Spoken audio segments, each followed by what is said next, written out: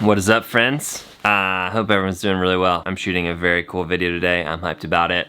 But I've been getting a bunch of these submissions for the photo competition or contest, or it's not really, it's just people are sending me their photos. Got so many. If you send a photo to me and I don't talk about it right now, I just want you to know, like, I loved it. I love that you submitted it. Just reading those stories and hearing the why behind the photo, just so fantastic. But here's some of my favorites. First one was sent anonymously. All these thermometers just lined up, ready to test people as they come into the building. And I think there's something kind of incredibly hard about it and kind of how real it is, but also the sincerity of it, and just made me think of all of our medical professionals and how thankful I am and that sort of thing. So that was number one.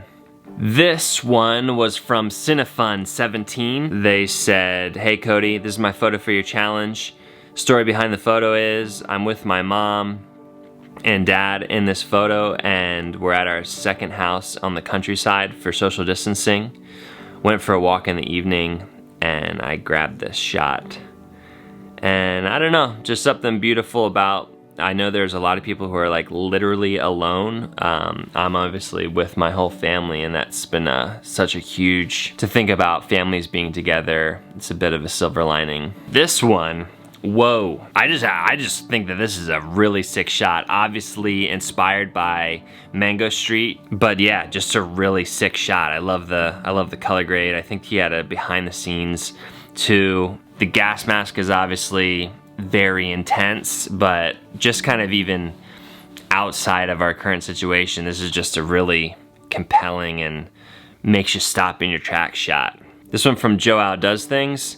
Just like rooftop or looking way down from very up high, single person in the center of the street.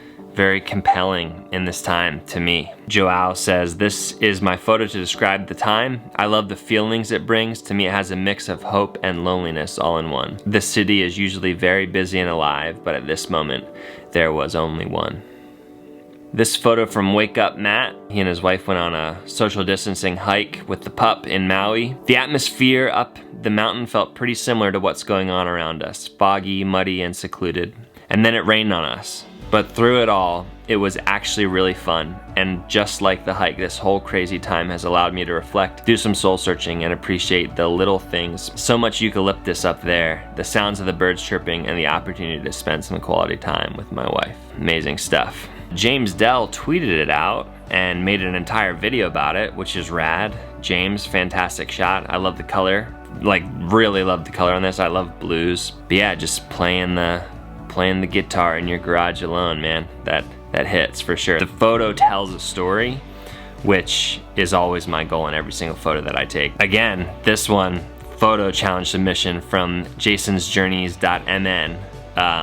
No story, because the story's right there in the image. And not saying that any of the others aren't. Like, I'm glad. I always love to read some of that behind the scenes, but just a dog and a guy and a computer working in a bedroom. You know, you see the bed in there. Just like, yeah, I'm literally, if I had a dog, this would be me right now. Redboy99 says, "My son's back home from college and spends time in all rooms trying to kill time. Here, I don't know what he's doing, likely trying to figure out what to eat next." I mean, I feel that.